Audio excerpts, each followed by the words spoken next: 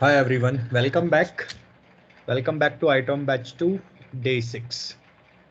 So before starting the today's session, I just want to check with you. Is there any questions in the last 5 sessions which we have covered related to discovery? How many types of discovery are there? We discussed about the data centers and the DR.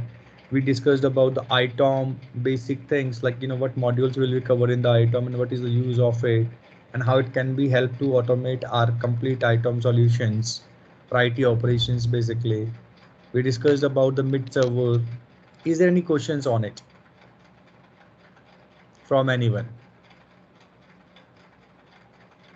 Okay, I take silence as you know. So let me start sharing my screen. Let me know once you're able to see my screen, guys.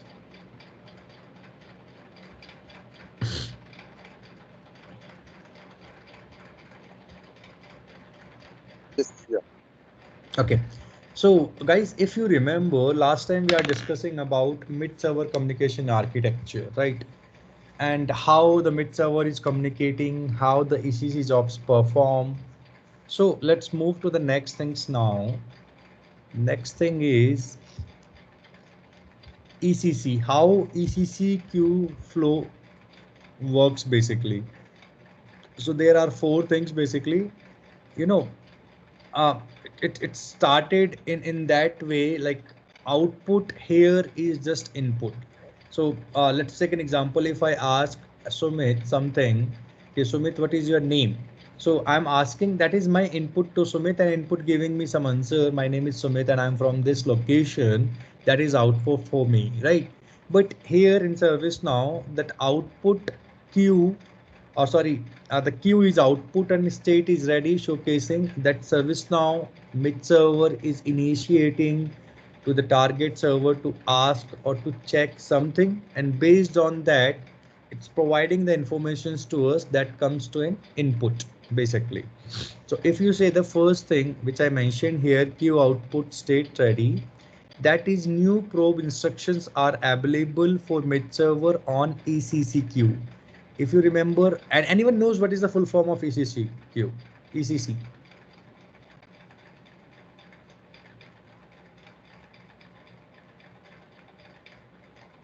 You have to be stop me and ask. ECC is external communication channel. Okay, so once that the queue or probe is ready, that will comes with output ready. Then once output is processing or mid server is processing the probe instructions, that will go to the queue output and state processing basically.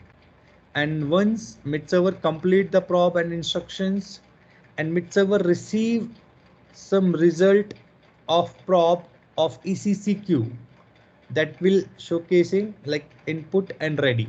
So in input and ready, basically we will see the complete information, like that data is coming, right? And the next is input processing. Input instance is processing input record. So what data is received, it's processing to the next level, right? And then input processed, instance process, input record, right? So there are only 4 steps basically. If I say state wise, that is ready, processed, error, or processing. And the 2 queue states only output and input. Make sure output is just for passing the informations to that through mid servers for probe to target devices, and input is something where we are getting the results. So if we need to be check any output results logs while we are doing discovery, we have to be take care about the input queue with the ready state or the complete state basically, right? So let me move to the next slide. I just showcase you some example here how ECC queue, right, will be working, and it just help out to troubleshooting basically, right?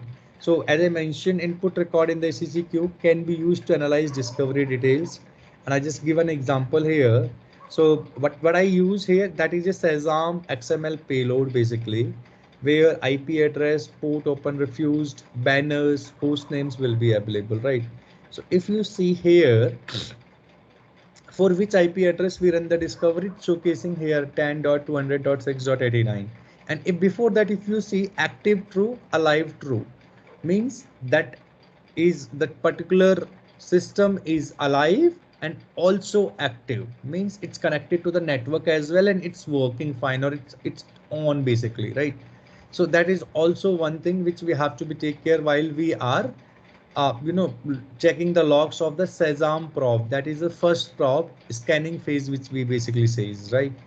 And after that, if you see port open and closed, you can see the results here. So if I go with the port 135, that is WMI port, protocol is TCP, results showcasing open.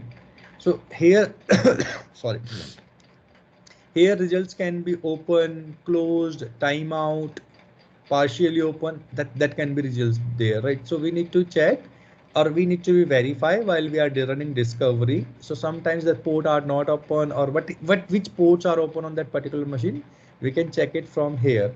Banner test, we can see SSH-2.0, that is not much required, right? And after that we can see the host name of that particular machine. So host name you can see here, that is something corp.service-on.com, right?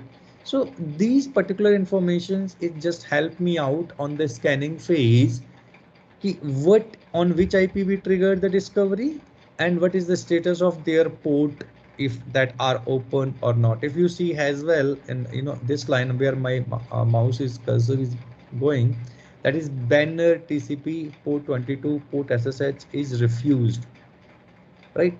So probably based on the port on props, ServiceNow is deciding, or ServiceNow props basically, or classification is deciding which type of machine it is. It's Windows machine, because port 135 we found open, and based on port 135, now ServiceNow is going to be classification phase and trying to authenticate using the Windows credential only.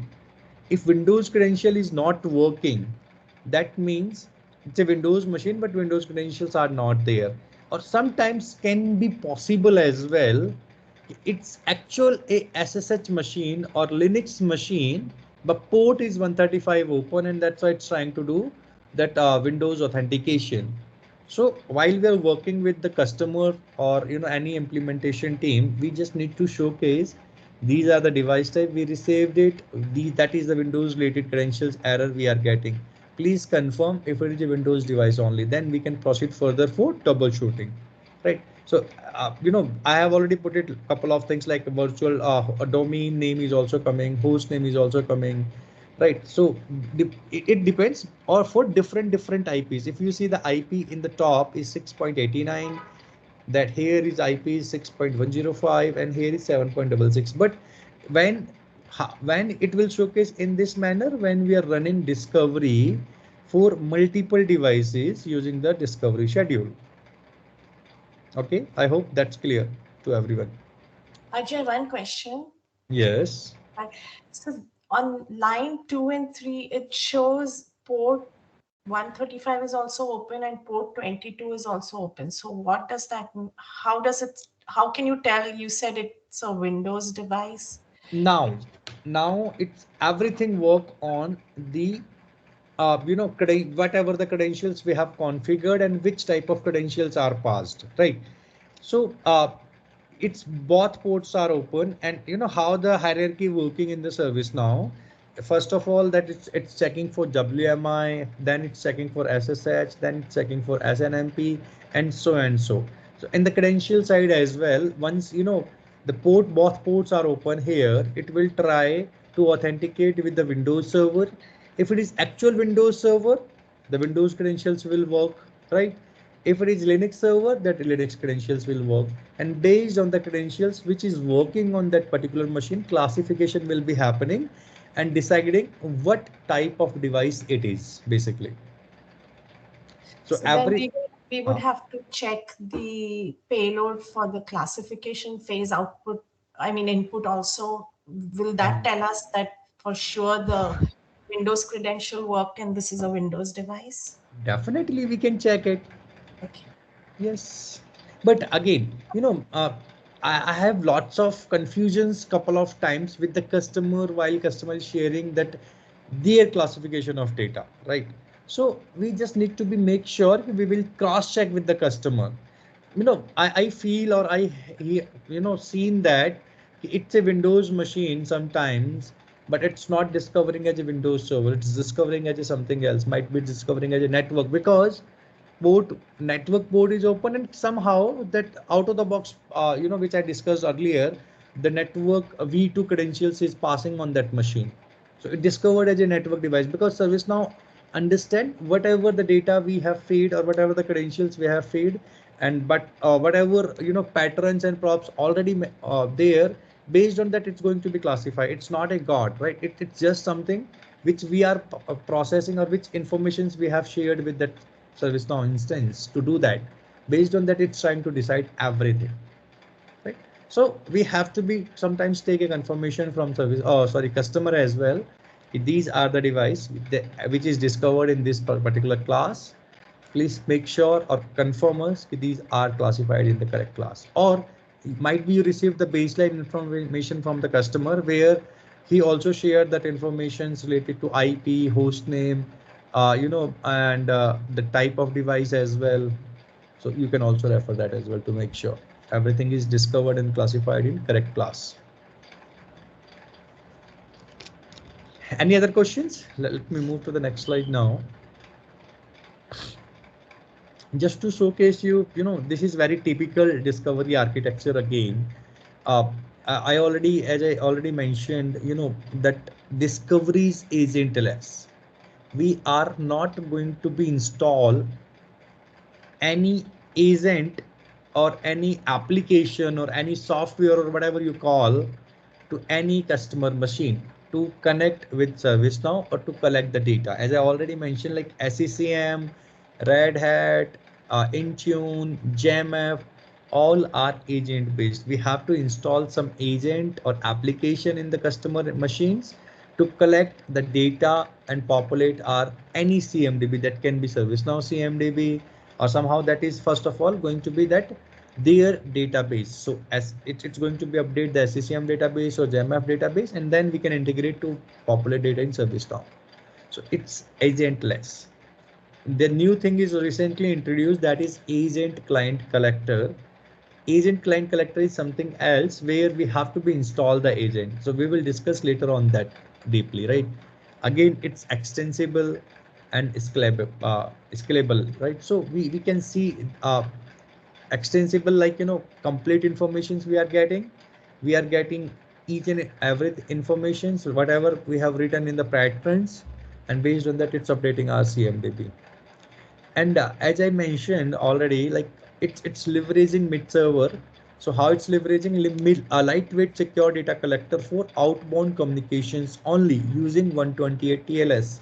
So ServiceNow is customer is multiple times asking to us, how we can ensure your mid server is secure and that is not helping out or not going to be do any threats on our environment, right? So we have ServiceNow documentation available. We can say it's outbound. First of all, it's outbound communication only.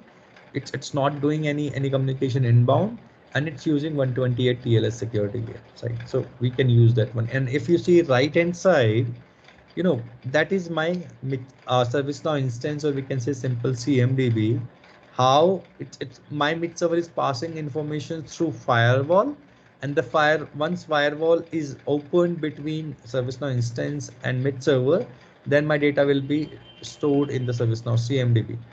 The same way mid server is connecting here to the all other devices, that is storage, network, end user, servers, and the VMware, and that particular which you can see in the dots, that is the customer infra, that is customer data center. Basically the communication happening from these two mid servers, and then mid server is going to connect with the CMDB. And if you see Azure and Windows, Azure and AWS, you can connect directly as well because both are on the cloud, CM ServiceNow and AWS and Azure, and you can also place the mid server as well. This is up to you to increase. If you want to increase your security more, you can also have a mid server. And couple of clients I have seen, they are using the mid servers to connect with the ServiceNow. They are not connecting cloud to cloud directly as well for the security reasons, but it's open basically, right? So this is all about typical director architecture of the Discovery. Let me move to the next slide. Yeah, I think you will be that particular slide will be more interesting. Firewall ports to be open. So, as I mentioned, Discovery works on some pre-req. The first pre-req is the mid server. You need to be asked customer to share or configure a virtual machine or physical machine with some standard configurations, where 16 GB can be hard disk, 100 GB at least, sorry, 60 GB is RAM, 100 GB of hard disk, and at least 2016's data center OS for Windows Server, and Linux Red Hat is more than 7.0 something, right? So that's OS configuration, and that's something we required, which we can install our mid applications, which can be connected to the service now, and that also going to be connected with our end user devices, right? And here the communication, if you see showcase, see the ServiceNow Discover mid server is connecting to ServiceNow instance. The instance can be xyz.service-now.com or xyz.servicenow-services.com, right? So if you know, guys, ServiceNow providing, I have seen two type of instances as of now. One is servicenow.com and one is servicenow-services.com. So servicenow-services.com is FedRAMP instance, which is more secure as compared to servicenow.com, right? And ServiceNow is providing that particular domain as well to specific customers, and the data are going to be shaved in the shaved in the particular specific data centers only for the security reasons, like which customer working or using bank like financials things or banking things and all, right? So that particular customer is using ServiceNow services instance, ServiceNow services.com. Second thing, if you see Discovery mid server again, it's going to be connect all prod, DMZ, test zone, Windows Server IPs on those particular ports. I have just put it lots of, a big range of the particular ports, but that required sometimes. It depends on the basically communication between that particular Windows Server to ServiceNow mid server, right? So port 135, port 137, UDP 139, 445, 443, DCOM ports. DCOM ports is data communication ports. The range starts from 1025 to 5000 and 49152 to 65535. So these are the specific ports which we need to be open to run Windows specific Discovery. And I just want to tell you one more thing here. I feel and I face couple of times that particular issue while we are running the Discovery. Let's say these particular all ports are open. Okay, but still my Windows Discovery is not working. I'm not able to get the data, and that is failing on the after credentials. We are getting some RPC unavailable or some other things, right? So RPC is something which we can enable it from the that particular server which we want to be discovered. But still that sometimes it's failing, and it's like showcasing that credentials are not correct. But credentials is also correct. You are able to log in that particular device using that credentials only, right? But still you are not able to discover. So what I feel or what I do basically in that particular time, I will ask Windows team to come, I will ask network team to come on a jump in, we will jump in a call and we'll discuss about each things, or we will just try to discover, right? And we'll see and we'll ask network team to showcase the logs, which ports are passing and which ports are blocked that particular time. So couple of times, due to customize configuration at the customer side, customer is not revealing that informations, and we found that XYZ port is required, also required to be open. Sometimes that is 5989, sometimes it's 5988 or something else, right? So we found that traffic is not allowed by the network team to be open that particular port. So we have to be little bit more specific to ask that particular port, and again we have to raise a request with the customer to enable that particular firewall, right? And sometimes it can be credential issue as well. So in the credential side, we have to make sure we have RPC available, enable basically, and the credentials have local admin access. we make sure that antivirus is any passed for that particular credentials, or antivirus is stopped on that particular machines which we are trying to run the discovery, right? And in simple word, if I say in the right side, while we are going to be connect with the internet, right, firewalls definitely comes in the picture, and which we need to be enable. And firewall, it's just in simple word, if I say, it's just a layer of security which not allow to pass my transaction or traffic from one source to another source. I just showcase you one firewall, but that can be possible. Customer plays multiple firewalls. So if my data is passed out from this firewall to sorry, internet to this firewall, and when I need to use to reach out user one, might be there is one more firewall which we need to be enable it. And the same way, if we are going to user two, it might be there is one more firewall which we need to be enable. We need means we need to connect with the network team of the customer, or we need to be enable that particular, and that is their pure responsibility. We are not sure how many firewalls they are using and where they are using, right? So we need to give that information, so that we need that particular port open from this source as X source to Y source. And the same way, we have port 22 for Linux devices, 161 UDP or port 22 again, because Linux devices you can discover in the both way using SNMP protocol or using 22, or sorry, SSH protocol. So both ports I mentioned. For the network devices, for storage devices, that is 5989, 5988 or 427 UDP for storage specific, and vCenters is 443 5480 9443. So these are the specific port which we need or required to be open. Now, customer will also ask you, sorry, how you want to be port open, one way or bidirectional. So these ports are one way only. It's not bidirectional ports, right? We just need to make sure we are providing correct port and correct protocol of those particular ports. So if it is UDP, we should mention it's unified data protocol. And if it is TCP, we should mention that as well, this transmission control protocol. So because UDP and TCP is working in the different way, basically, right? We will discuss in the next things basically. So we make sure we have given the correct informations, and we just need to create that type of sheet only. What is your source? What is your destination? What is your port which you want to be open? If some more information required by the network team, I think you can also create one in Excel sheet, or a couple of how you can raise that one. There are two ways to that, right? So if your team when you're working with the implementation, might be your team is already introduced with that stakeholders, with the network team, or Windows server, Linux server, because you have to be work with them for next couple of months to make sure your discovery is completed and it's updated in the CMDB, right?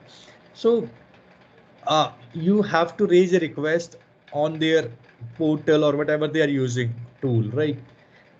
You can raise that request, or might be if already they introduce a box for each team, you can directly email to them. But make sure that necessary information required to be open the port, it's shared somewhere in Excel or something, so that can be easily open. I hope that's clear to everyone. And this firewall is where we get like means in service now, or it's external? It's a customer firewall. It's not ServiceNow firewall. And the firewalls things, I have two more slides. Let's discuss more little bit on it. Right. So see, what is firewall basically? Firewall is a security device which is used to prevent an illegal access to private network by using policies defining the only traffic allowed on the network, or any other traffic seeking to connect is blocked. Let me give an example here. Might be all of you are using your office laptop. I'm not sure how many you have tried, but let's take an example. If you are trying to access your Gmail from your office laptop, you cannot open it. It's just one type of firewall, which is Gmail is blocked on that one. Or might be if you are trying to do some personal stuff on your laptop, it immediately showcasing an error, you cannot do that, right? It's just some one type of firewall. So firewall is something when we are trying to access anything on the internet or any traffic coming from the internet, which is blocked immediately if the configuration are there. Or let's take an example, you have your laptop as well. It might be you're not sure or not know, but your Windows laptop out of the box Windows firewall also there. If I need to be access your Windows laptop from my device, firewall will be blocked if your firewall is open on the Windows server or Windows machine. I cannot reach out to your device directly. So in that case, we need to be enable that particular firewall policies to specific port with the help of the customer. We need to ask if I need a communication between my mid server to the destination host devices on that particular port, which you need to be enabled. If that is not enabled, that will not work. And in the next slide, I will also mention that couple of things related to that. What type of firewall is there? Let's go to that slide. Yeah. Right. So if you are able to see, how that a typical data center or device are connected, right? The first thing, if you are able to see through internet, that anything comes with the router, then the router reach out to firewall. If firewall is there, that need to be enabled, and then it's going to connect with the switch, and then it's connecting with that other infrastructure devices basically. If you want to be more secure, it you can see here the two firewalls we have put it. One is external firewall before reaching out to my switch, and once we reach out to switch, then internal firewall, and then again switch, right? So why we have put it two layer of security here?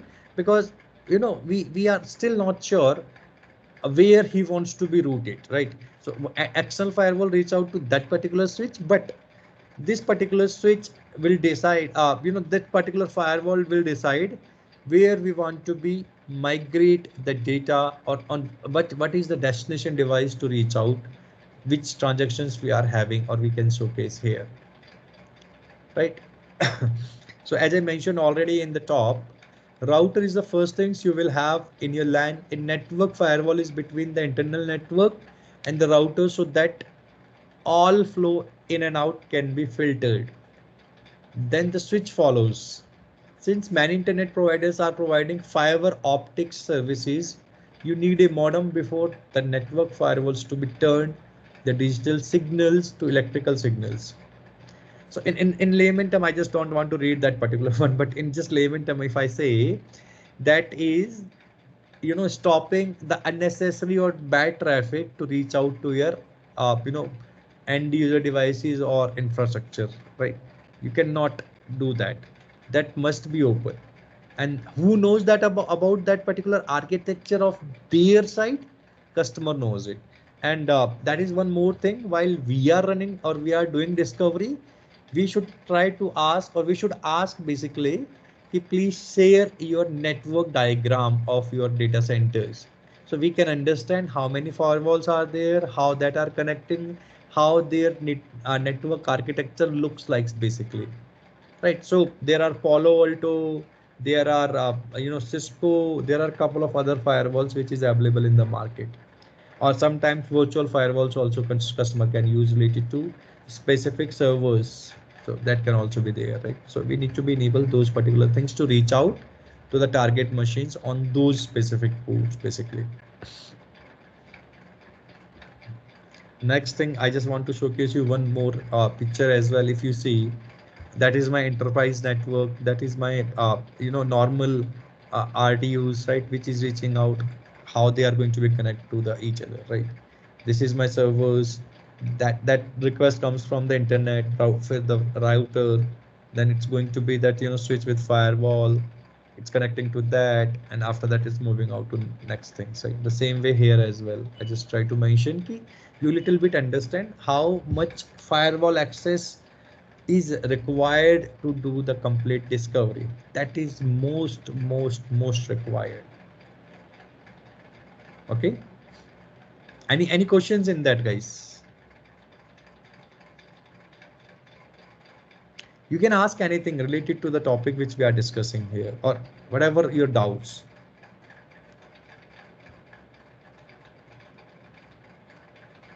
Okay, let me take silence as you know, and let me move to the next slide. Now you have mid servers enabled, you have firewall policies enabled. Okay, but can I ask one thing to you guys? If you reached out to a specific person home or your friend home, they have given to access to you, but still, if you want to explore their room, what do you ask to that particular person?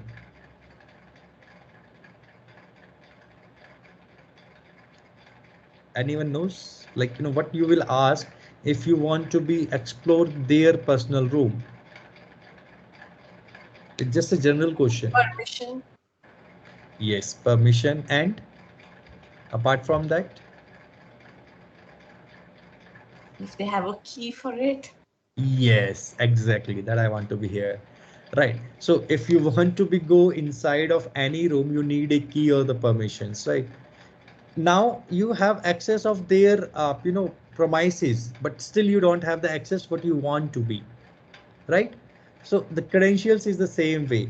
Now you have connection between mid server to destination host, which you want to be discover, but still you don't have access to get that information from here, there, right? So Windows, we have two type of credentials which we can do, right? One is, one type of credentials which we can do, that is Windows. Here we required a domain credentials. Domain means, I hope you're also using your laptop. In your laptop is connecting with your specific organization domain only. To make sure a laptop is, following the domain specific policies, and it should be up to date if we want to be up to date anything from the backend itself, right? So we need a domain user with local admin credentials, and that can be also possibility the customer have couple of machines which is not connected to domain. So in that case, we can ask customer to provide without domain, but still local admin access or local admin credentials should be there. Now, one thing is comes in the mind. Now, what type of credentials we are asking to the customer? It's a local normal credentials or what? How we are going to be? So basically, that credentials we are always calling service accounts, which have never password, never expiry, as well as not required changing password on the first login. Mostly what will be happening in any organization or anywhere, like, you join new organization and they have shared your email ID or the temp password. Once you are trying to log in my, Office 365 or on your laptop, they will ask to reset your password or change your password. That should not be required. We should avoid this one. We should ask customer key while he is configuring that service account for us, make sure the password never expiry, or make sure that we're not required to change the password on the first login. Why I'm asking to do password never expiry, or might be couple of organizations will not do that, but this is our requirement, because if password is going to be expiring every password is going to be expiring every 3 months, or 120 days or whatever, my discovery is impacted due to that, because everything runs on the credentials, and you cannot remember when that particular credential is going to be expire. In that case, again, you have to be build some another mechanism to remember that one, or to reach out to that particular team to be make sure the credentials are up to date, and that is again a manual job, and we are trying to avoid the manual job. We are trying to do automate, right? So in the first place, we are going to with that. But if some security policies or the security team of the customer will not allow, then we have to go with that particular policy, whatever they have it, and we have to be try to build a new mechanism which help me out to remember if my password is going to be expiring within 90 days, right? And how we can do that in simple words, if I say I can put a password expiry date on the credentials table, and I can write a business rule on it, and I can trigger a notifications based on that if my password is going to be or approaching to be expiring within 15 days, next 15 days. So automatically one email will be triggered to Windows team and all. we are using this particular credentials in the Windows Discovery and that is going to be expire. We need your help to update it or do that, and we can update the same in ServiceNow as well, right? And already mentioned about discovery to be performed by a WMI and administrator and as an administrator user. For that, local admin required, and additionally we required antivirus application should be configured to allow inbound connections access from the mid servers. Couple of times that is also blocking if the customer is not allowing to do the inbound connections from another machines, right? So using the antivirus, so we should also use that one, that should be allowed. There is one more thing is going to use in the Windows side. I'm just forgetting the name, I will tell you tomorrow. Basically that is specific to Windows Server Discovery, and we can also do discovery using that as well, right? But I will tell you, just admin just I'm just forgetting the name, sorry, my bad. But I will tell you tomorrow. There is one more thing which we can also use for the discovery of Windows. Second is Linux device. So Linux device, we required OS level root credentials for the Unix host basically. Now don't be confused with the Linux, Unix, Ubuntu, CentOS. Everything or everyone is on same platform or the same OS. Just naming convention sometimes we use different, and small features, different features are there. But end of the day, they all are same, working on the same protocol, working on the same port, and we require the same type of access as well, right? So we required OS level credentials, root access on it. Now one more thing comes in the picture. Customer will not give you the root. Root is basically complete admin you are asking on that machine. And as you remember that that particular machine might be working on the production. If by chance you logged in manually or you did some mistakes for your testing and all, by chance it happens, customer production data will be impacted, that application will be impacted, and he has have very huge loss, right? So customer will not provide you root admin access directly. What they provide, they will provide you only the sudo access on that particular command which you want to for discovery. Now next thing is comes in the mind, what is the sudo access now, and which commands are specific for that particular thing. So I will showcase you in next 2 minutes as well. These are the specific commands which we required while we are doing discovery. And sudo access is just a permission on those specific commands only under the specific tables, right? So that is also we can do, right? And here as well, two type of credentials. One is normal SSH credentials. One is more secure SSH phosphorus credentials, right? So normal SSH credentials is just, username and password, and the phosphorus has the security keys and other things as well, which you can use. And that is certificate based credentials as well, right? Network devices, we read SNMP read only credentials, which we simple say, but there are three type of credentials: V1, V2, and V3. As of now, V1 is depreciated and most of the organization are not using, but V2 and V3 are still there. And V2 version 2 is basically have a passkey only or credential only. There is no username. So they will provide you one key. This is the key which we are using for our network devices. But if we go with the V3, and most of the organization is already migrated, which I seen already from V2 to V3, and they are using only V3, and V3 is more secure and it's upgraded version of SNMP credentials, right? So where user will share one username, one authentication protocol key, privacy protocol or privacy protocol key. And might be, you think about it as is mentioning about these particular things, but it's not showcasing anything to us. I will showcase you right away after this within 5 minutes once I complete this one, right? Then we send VMware vCenter credentials, right? So for VMware vCenter credentials, we require read-only domain credentials, which looks like the Windows credentials only. Then we required storage credentials. Storage credentials, we required SIM server credentials. SIM is common interface model. So we required SIM server credentials or Again, we required admin privilege credentials on the storage. So it depends how we want to be discovered. Again, as I mentioned, storage we can also discover using SNMP, right? But in the while you are discovering using SNMP, we have limited access to discover the data for storage. If customer is not providing the admin access, then what we will ask, don't provide the admin access to individual storage or direct storage, but let's build a SIM server, attach your all storage to that particular SIM server, and provide the access to this access us to the SIM server, and we can discover all your storage using the SIM server directly.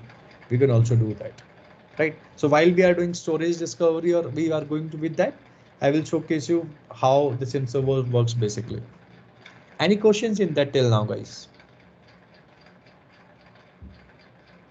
Anything from anyone? So Ajay, are you going to show us discovery? I don't know, I didn't catch it, but will you show us discovery of each of these types of devices? I will try my best, Okay. but why I'm going to be mentioned, I will try my best.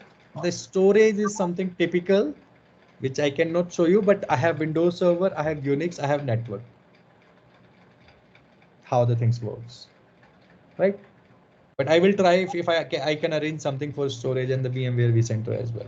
But if you understand the Windows, Linux, and network, you can do the storage discovery as well.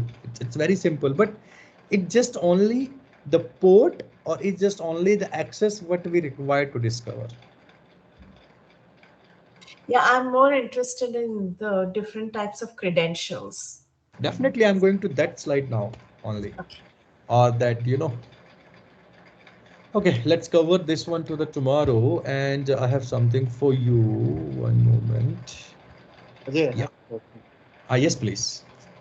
For credentials, for storage, we can request for SIM and Mhm. ask customer to attach over there Mhm. or other storage device. But for what about Windows and Linux devices? If customer was not comfortable sharing admin credentials or whatever the access we need, how we can convince? So, as I mentioned, that sometimes happens with me as well. But it's up to us how we are handling the customer, first thing. Second thing, if customer is purchase something from you or from ServiceNow, and ServiceNow is very clear while he's doing, if you need to do discovery, you have to share that particular prereq. And we are not asking anything apart from that what ServiceNow mentioned in their documentation as a proof, right? First thing. Second thing, still customer is not agreed, we cannot do that. So we have to go with any alternative, like we have to go with, as I mentioned, there is one more credentials, just encrypted access, something GEA, something we called in ServiceNow, that we can also use, or we can also integrate with the third party source where the service data is going to be stored, right? If customer is denying completely, we cannot give the local admin, or we cannot give that particular thing to you. You cannot do anything in that case. Okay. Got it. Right. And I have just prepared that particular one Excel just to quickly showcase you. Uh, I already mentioned there are a couple of other softwares which you require to do that, right? So I already mentioned this is particular OS. You can do like 16 GB RAM, 8 core CPU, 160 GB hard disk, count of that, like that is something while we are doing with the workshops with the customer, and we can share that to customer, like what we are able to see, we are able to as per workshop sessions, we are able to understand you have 2 data centers and 3 data centers, and that is the count of the mid servers for based on the environments, right? This is the configuration which we required, and these are the some softwares which required to do some troubleshootings, right? And like JRE version, that is must be installed to run your mid server application. .NET framework, sometimes customer is not providing that Google Chrome and Mozilla Firefox, right? But they have Edge and some other, so sometimes that is not comfortable to work on it, right? So I specifically asked for that. Microsoft SQL server management library, that is required to be run that applications, right? PowerShell to version 2.0 and above, that is also required for a discovery, right? Notepad++ software freeware hai, that is required to check the logs on the mid server side. Port query UI software from Microsoft, that is required to do your connections check between your mid server to destination host specific to UDP ports. You can do also TCP connections here, but specific to UDP port, you need to check the connections from that. SNMP walk is just something about while you are running discovery on SNMP or network type of devices, and you want to see, till which level my things are working, right? So basically SNMP the discovery is working completely on OIDs, and that will on each OID there is one information is stored, right? So you can use that one to check the connections between your mid server to that particular network device specifically, right? And the manage engine SNMP browser is just to, if you want to see any information about any SNMP OID, right? So you can use that particular one. You just need to ask customer to share that OID informations, and you can upload that one in the manage engine, and you can see complete information about that, how OIDs is structured and how that will be configured basically, right? We have already discussed about these prereq. Let me zoom it, right? So that we have already discussed. Port to be opened, we have already discussed. Oh my bad.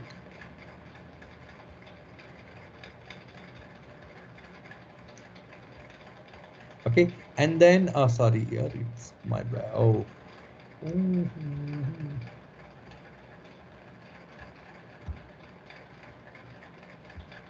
Okay, then whatever I discussed about the commands, right?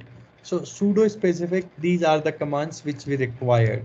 If I also mentioned the flavor of that particular command or platform basically, right?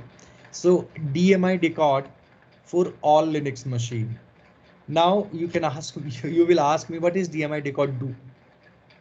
If you don't have the DMI decode access, you cannot get the serial number of that particular Linux machine, right? And serial number how much important in the discovery. It's a unique code for that particular CI, right? Based on that, your IRE will be run. So DMI decode we required, and where they have to do, they have to go in SBIN DMI decode specific path, and they have to provide DMI decode sudo access. Then LOSF, ADB, Aura tab, and specific related to those versions, right? Solaris, all Linux, Linux and Solaris. So we have to be asked to given that particular informations to customer to understand how many flavor or how many platform for Linux they are using, right? And if the same way, if you want to go little bit more to understand their applications and all, so you need to these particular file access as well, right? And everything is also mentioned on the ServiceNow documentation, which I put it here, that is mostly used in ServiceNow discovery, right? Because every customer have Apache, HBase, JBoss, MySQL, Nginx, Oracle, that Tomcat, Unix, WebSphere, that should be available with each customer. If we want to discover those type of flavors, and again, these are the applications, these are not the OS, right? But if you want to discover the complete application configuration, you require that configuration file or XML file of that particular applications, right? And also mention what type of access you require, read, execute, and all, right? So these are the sudo access we required specific from customer related to Linux type of devices. That must be. I hope it's clear to you guys. Ajay, will you be able to share these commands like either in a document or on the chat? I don't have an issue to share, but everything is available on the ServiceNow docs. Might be it's not updated from last 2-3 months, and that Washington DC is released or Xanadu is there, so might be there is some changes, right? Everything is available on ServiceNow docs with the same way which I mentioned here. Mhm. right? Like, they also mentioned like Apache, HTTPS, HTTP.conf, and the read access we required. For each flavor, each type of things they have mentioned already. And this is the reference of ServiceNow documentation only. Okay, and that one more thing is data population. If you see, I have just created data population for device type as well, right? For network discovery, database discovery, application discovery, vCenter.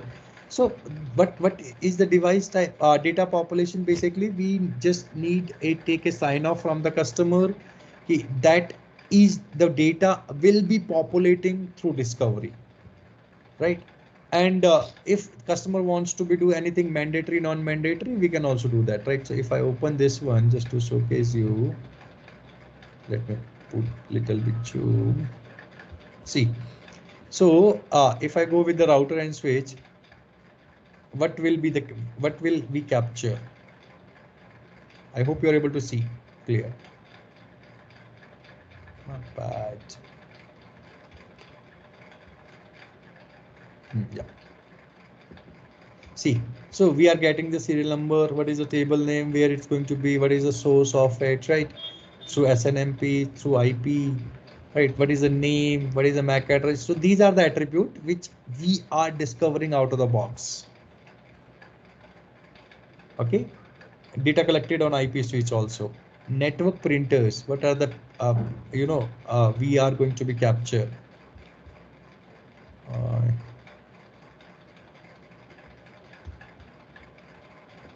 One moment, I think that is doing some problem. Right, so that is for network printer. Again, these also informations, what data will be collected by ServiceNow for each type of device is also mentioned on ServiceNow documentation. So, if customer comes to you and asks you, I need this one, make sure you will check data collected by Discovery for each device before commenting anything to the customer. Otherwise, that will, give some back things to you. So make sure you will make a check for that. And if it is not coming from out of the box discovery, then you can mention it's a customization. We have to modify the patterns, or we have to build new patterns for that. Same way, I've just tried to mention for each type of, like, big 5F load balancer, LTON load balancer, Citrix NetScaler, load balancer, Radware, UPS, everything. I have just try to put one Excel sheet so I can share with the customer, and he don't have any issue on it, right?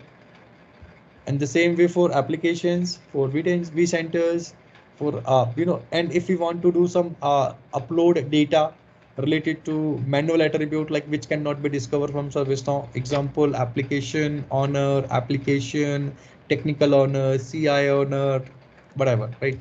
We can use that particular Excel. I just created based on my understanding, and you can also create it. It's not that much big or something. It's just a transform map Excel sheet which we are using, right? If like, a support group, assignment group assigned to this department, criticality of that one asset, tag, manufacturer, and model, right? And how we'll be updating based on the CI name or the serial number, based on that we can upload in, right? And where we are using, that is prod, QA, dev, who is the owner of support group, whatever, right? So this just a sheet to get the data from the customer and upload in ServiceNow using the transfer maps, right? And if we want to enable that or update that relationships, again we can do that, right? So if I little bit zoom this one, so application or database instance name, @server name, what type of relationship we are going to use, what is the server or database name actual, where that relationships will be, right? We can also do that. So that is just something which I created, and while we are doing workshops with the customer, I'm just showcasing those informations so I can collect those informations correct from customer very easily. I hope till now clear. If you have any questions, you can ask, please.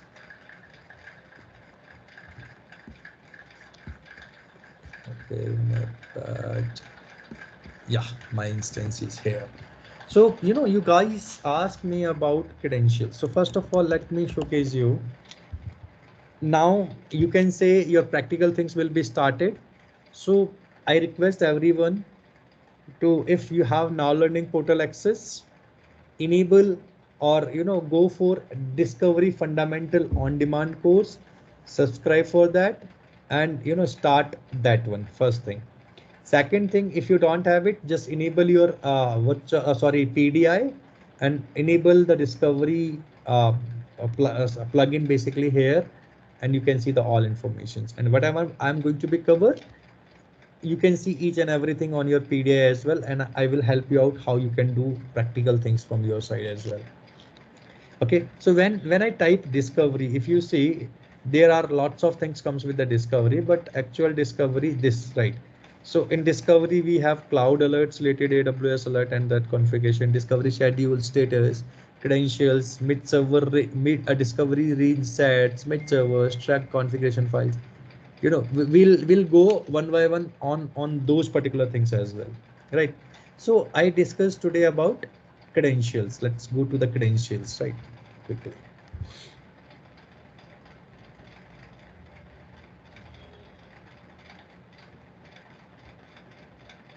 As I mentioned you to already, guys, there are a couple of out of the box credentials which ServiceNow think that can be useful, that will automatically available here, right?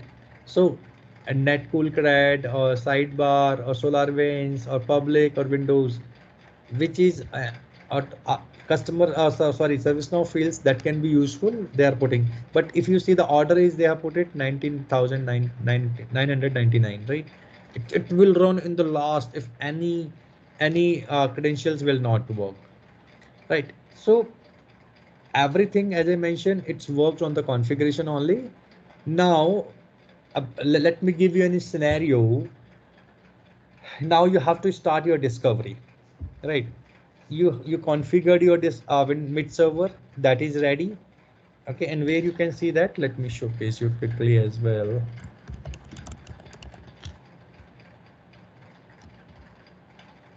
Here, so if you see that I have one SNC mid server that is down, but I can make it up very soon, right? So mid servers, you are able to see here all informations which I already discussed, like supported applications, properties. I'm just going little quickly due to the time constraint, but tomorrow we'll go, while we are starting installing of the mid server and each and thing, we are going to discuss each and everything, right? So here it's your mid server, your status will be showcased down and up, everything you are able to see that related to that information, right? Now your mid server is set up, firewall is configured by the network team, and they have provided the confirmations to you, and credentials you got it, right? What type of credentials you required. So here you are going to be configured that credentials. There are lots of type of credentials there, right? So as I mentioned, Ansible tower, Ansible tower credentials comes in the picture while you have to do some orchestration. Orchestrations means there are some use cases which you want to be automate without manual intervention. So if you want to do integrate with Ansible tower, that Ansible tower credentials is required. API key credentials, again for API related things, right? If it is key based credentials for that particular API. Applicative credentials is just for specific application type of credentials, like let's take an example. There is one Windows server or Linux server where the database is running, and for database specific, they created one more applicative credentials at their side, and you cannot access that particular database without those credentials. So applicative credentials for that. Then AWS, for when you are doing cloud discovery, you are going to be do or use that particular AWS credentials. There are name, access key, or secret key, that is you have to be configured, right? Application credentials is just a username and password, that's it, right? So username, password, and what type of application it is, you can select it, right? So it's everything available here. If I put MySQL, you can see it's MySQL server, MySQL cluster, or if I put Oracle, you can see Oracle database listener, Oracle database, Oracle, everything you can see related to Oracle, right? So it's just what type of applications you want to be discovered and specific credentials required for that, right? Then next is Azure. So Azure, we have 4 type of credentials basically.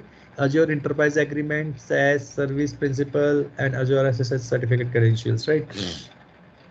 Most of the organizations using the Service Principals or Azure Enterprise Agreement credentials, agreement credentials basically.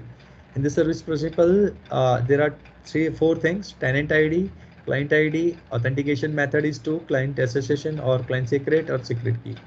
So that will required from the customer, right?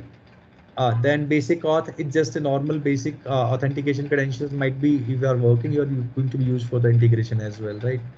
SIM credentials, that is used for storage basically, right?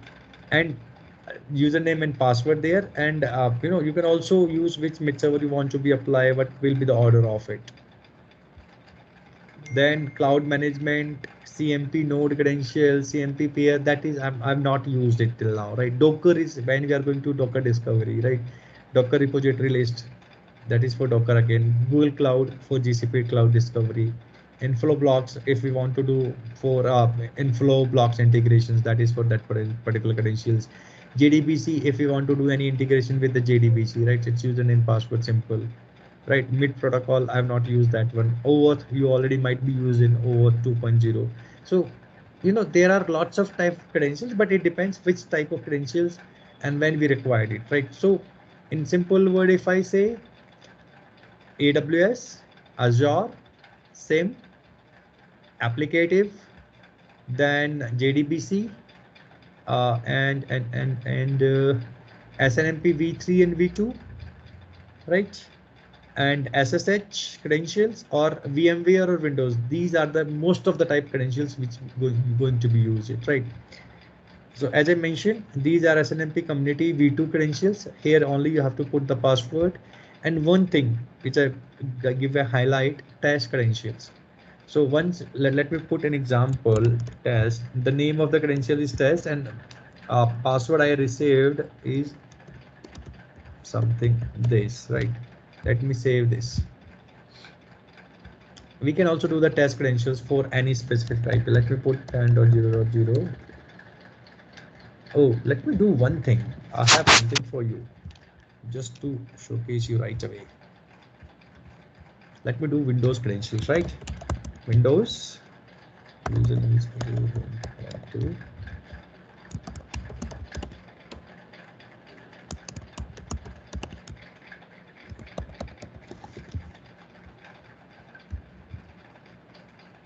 okay. Now I just put it one credential. I just doing the test credentials. The IP standard 4 port. You can do that. Mid server is also required to do that, right? So my mid server is down. That's why it's not showcasing here. So you can do the test credentials as well. Mid servers cannot be empty, but mid server is down, right? So you can do the test credentials. If your credentials is correct, you will see the credentials validated. So it means there is no issue with the credentials. You can go further to run the discovery for those particular devices. But that is not available for SIM credentials, basically for storage credentials. If you see, there is no test credential, right? So that is for Windows test. Again, you can see in SNMP side as well. This is something SNMP v3 credentials where authentication protocol you have select, like I have selected MD5, authentication key is there. Privacy protocol is DES, so privacy key is there. And again, you can do the test credentials for that, right? SSH credentials, there are 2 type of SSH private key or SSH credentials are there.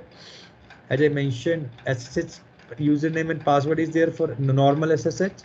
And if you want to go with the private key, you need to put username, password, passphrase, private key or certificate as well. So these particular thing, everything will be provided by the customer to you. What you have to do, you have to come to the credentials table and configure it on it. And as I mentioned, you can put, if you want to run and use those particular credentials by specific mid server, you can also put. If you have multiple credentials, you can put order, which credentials execute in which manner. So let's take an example. You have Windows 5 credentials, 5 type of credentials for different data centers. And my 70% data centers using the Windows credential 1, right? You can put the order for 100. if you know that 10% credentials are using my Windows 2, you can put order is 200. So everything will be executed in order and using the specific mid server, whatever configuration you did it here. I hope it's clear to you guys till now. Arati, Sajid, Sumit. Yes. Okay.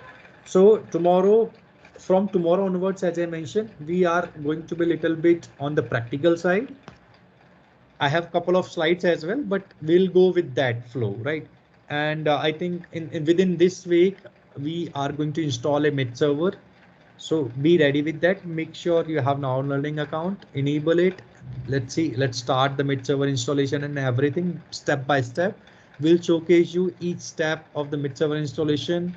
Like there are 2-3 ways to do the mid server installations, right? So we'll showcase you all about those particular things. We'll discuss about troubleshooting things as well, what error you will face while you're installing the mid servers and each and everything. So the discovery fundamentals, does that also have mid-server installation as part of that course? Yes, yes, definitely. Okay. That is there. You will get a virtual machine. Let me showcase you one thing before closing the session today. So let's take an example. I have this machine. Okay, actually, don't want to.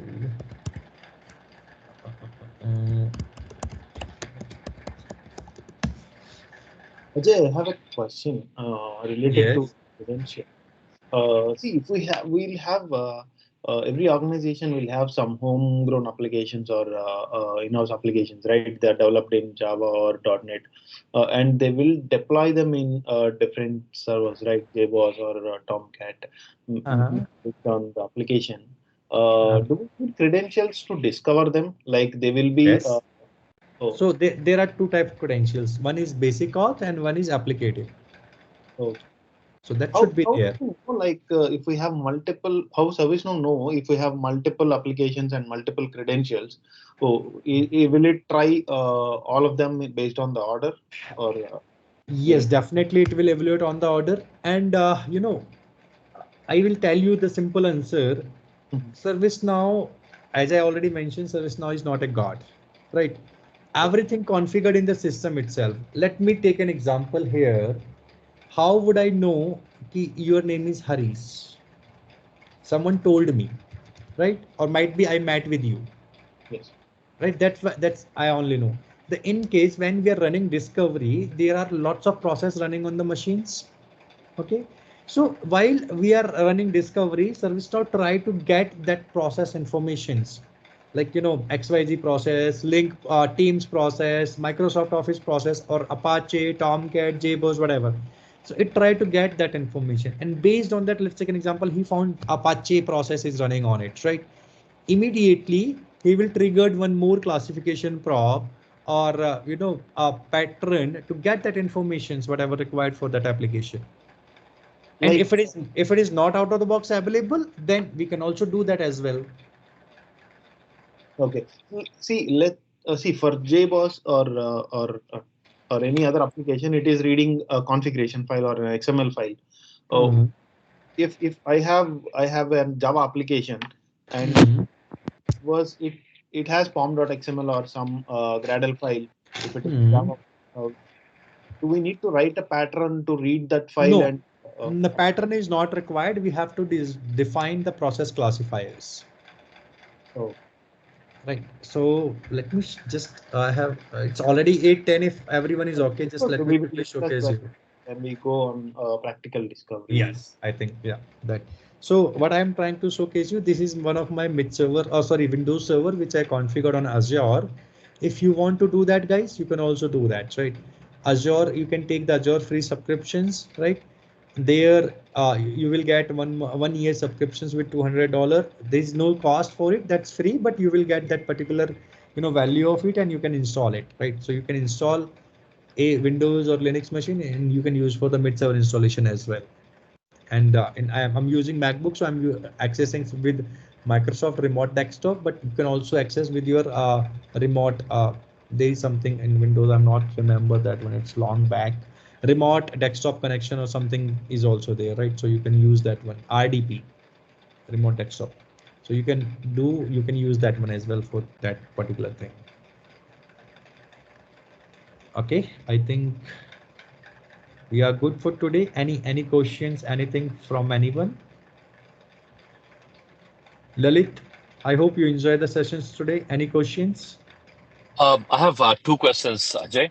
The first Yes. question is, when you talk about a mid server, who Mhm. decides on which host you want to run that mid server? Who decides that? We decides. Okay, And okay, why we decides? Basically, now we need to understand the while we are discussing with the customer, we need to understand what customer wants and what customer expectation or what customer end goal. So, there are limitations. Like if we are using Linux mid server and customer wants discovery, okay, but using Linux mid server, you cannot discover Windows server. That is a limitation. So you have to go with the Windows server only to discover all the infrastructure component or the device.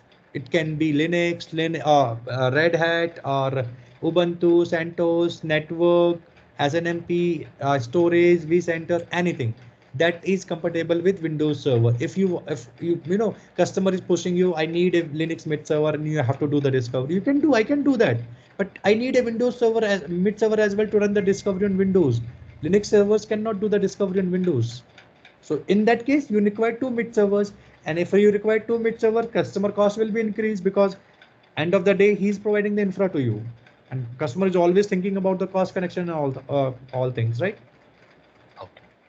Sure, Now, thank you. And my follow-up question is, how do we decide how many mid servers to run? You took an example where you said if it's Windows or Linux, that part is understood. But right. based on the customer infrastructure, right? How do we decide how many mid servers to run discovery? Basically, I've already covered that one in the last sessions. You can refer the recording, but I will tell you as well again. What happening, we need to access the customer information while we are doing workshops. So how many data centers customer have, on which locations, what type of data centers they have, might be the data centers belongs to cloud or they are on-prem, whatever they have, it's right. If they have on-prem, how the connection between both data centers, like let's take an example, customer have one data center in Delhi and one data center in Bangalore. Okay, the Delhi data center running for specific applications and Bangalore is running for specific application with a specific infrastructure, but the both data centers don't have any connectivity between them through the network or anything, right? In that case, you need to be installed two mid servers in each location or at least four mid server if we are talking about production, right? If we are talking about dev or test, we can do one mid server for development and testing, and then when we are moving to prod, at least two mid server in each location. Or how will I segregate one mid server for 10,000 CIs? That I am using as a best practice. So my Oh, load will be managed, or mid server will not be overutilized. And if it is going to be overutilized, that definitely it's going to be down, and my discovery will be impacted. So I will try to assess the information from the customer, how many data centers, what is the connectivity of it, what type of device of they have, and what is the count of device. Let's take an example, one more example.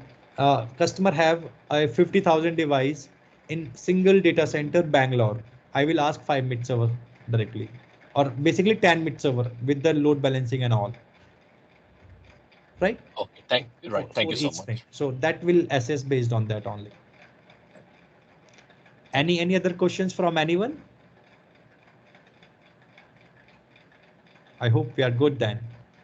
So thank you so much, guys. We'll connect. We'll meet you tomorrow at the same time. Till that time, have a good day. Bye bye.